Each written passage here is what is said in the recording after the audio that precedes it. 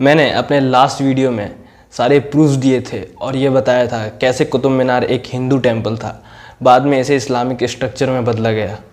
अगर आपने वो वीडियो अभी तक नहीं देखी तो मैं आपको रिकमेंड करूँगा कि आप वो वीडियो ज़रूर देखें। और हाँ, ऐसी वीडियोस को बनाने के लिए मैं काफ़ी डीप रिसर्च करता हूँ, काफ़ी मेहनत करता हूँ और एडिटिंग भी बहुत करनी पड़ती है। तो मैं आपसे रिक्वेस्ट करता हूँ ये वीडियो को लास्ट तक ज़रूर देखें और अगर आपको अच्छा लगे तो इस वीडियो को शेयर भी कीजिए।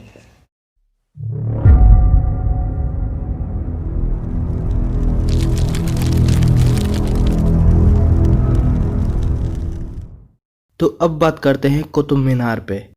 आखिर कुतुब मीनार बनाने की ज़रूरत क्यों पड़ी, किसने बनवाया, क्यों बनवाया और ये हमारे धार्मिक ग्रंथों से कैसे कनेक्टेड है, इन सब के उत्तर आपको मिलेंगे इस वीडियो में, तो अंत तक बनी रहिए। कुतुबुद्दीन के समकालीन हुए हसन नजामी ने एक किताब लिखी जिसका नाम है ताजुल मसीर। उस किताब में कुतुब मीनार के आसपास मौजूद 27 मंदिरों को तोड़कर बनी मस्जिद कुब्बतुल इस्लाम की कुतुबुद्दीन द्वारा बनवाने का जिक्र तो है, पर वहाँ की इतनी इम्पोर्टेंट बिल्डिंग कुतुब मीनार के बारे में उस किताब में कुछ भी नहीं लिखा। बहुत से शोधकर्ताओं का ये मानना है कि इस मीनार का वास्तविक नाम विष्णु स्तंभ या ध्रुव स्तंभ है और इसका निर्माण सदियों पहले राजा विक्रमादित्य ने अपने नवरत्नों में से एक बराहमिहिर के परामर्श से बनवाया था। अगर आपको यह नहीं पता कि बराहमिहिर कौन है तो मैं आपको बता दूं कि बराहमिहिर एक विश्व प्रसिद्ध खगोलविद और एक महान ज्योतिषाचार्य है जिसे हम एस्ट्रोनॉमर और एस्ट्रोलॉजर कहते हैं। उन्होंने खगोल पिंड अर्थात सेलेस्टियल बॉडी के अध्ययन के लिए एक वेधशाला का निर्माण भी करवाया था और बराहमिहिर के नाम से ही उस जगह का नाम पहले मेहरालय, फिर मेहरावली और फिर बिगड़कर मेहरौली हो गया। मेहरावली में बराहमिहिर अपने छात्रों के साथ खगोल शास्त्र और गणित का अध्ययन किया करते थे।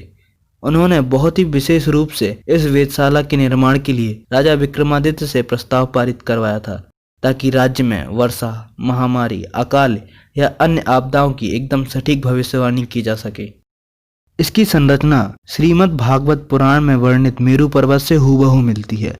भागवत पुराण के अनुसार पर्वत की ऊंचाई पृथ्वी से ऊपर 84,000 योजन और पृथ्वी से भीतर 16,000 योजन की है। इसके निचले घेरे का परिमाप भी 16,000 योजन है।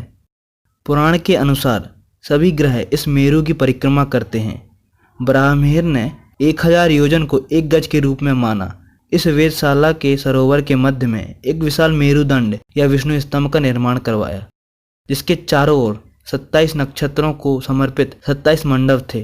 वहीं इस विष्णु स्तंभ में 27 नक्षत्रों का अवलोकन करने के लिए 27 रोशनदान भी रखे गए थे जो आज भी मौजूद हैं। आपको एक और इंटरेस्टिंग फैक्ट बताता हूँ। 21 जून दोपहर 12 बजे सूर्य मध्य रेखा से 23 डिग्री 30 मिनट उत्तर की ओर होता है और इसी को ध्यान में रखते हुए कुतुब मीनार को 5 डिग्री 1 मिनट और 28 सेकंड दक्षिण की ओर झुकाव के साथ बनाया गया। इसीलिए 21 जून दोपहर 12 बजे इसकी छाया नहीं बनती। इतनी परफेक्ट गणना अर्थात कैलकुलेशन के साथ इसको बनवाना उसके वेधशाला होने को दर्शाता है। कुतुबुद्दीन ने बाद में इस पर कुरान के वर्सेस लिखवाए और वहाँ से तमाम मूर्तियाँ, शिलालेख और वहाँ की सारी पुस्तकें जिसमें बहुत ही गहरा ज्ञान भरा पड़ा था वहाँ से हटवा दिया। ऐसा माना जाता है कुतुबुद्दीन ने जो सामान, उपकरण, मूर्तियाँ वहाँ से हटाई थी आज के समय में उसका मूल्य लगभग 3 अरब रुपए था।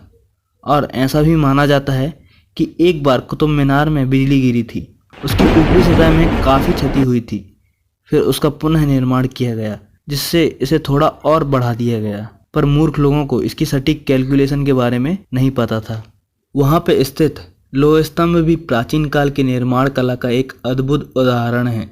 वैज्ञानिकों के द्वारा माना जाता है कि ये लगभग 1000 साल पुराना है, पर इतिहासकार इसे लगभग 1600 साल पुराना मानते हैं। यह लोह स्तंभ अर्थात आयरन पिलर भी बड़ा रहस्यमयी है।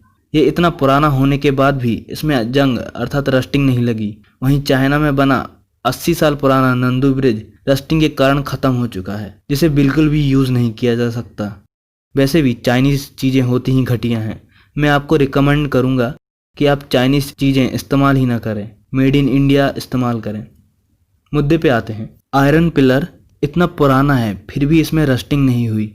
इतने प्राचीन समय में इतनी एडवांस टेक्नोलॉजी कैसे? एक और इंटरेस्टिंग फैक्ट बताता हूँ आपको। कुतुब मीनार की लंबाई एग्जैक्ट 10 गुना है आयरन पिलर से। कुतुब मीनार की लंबाई 72 मीटर है और आयरन पिलर की लंबाई 7.2 मीटर है।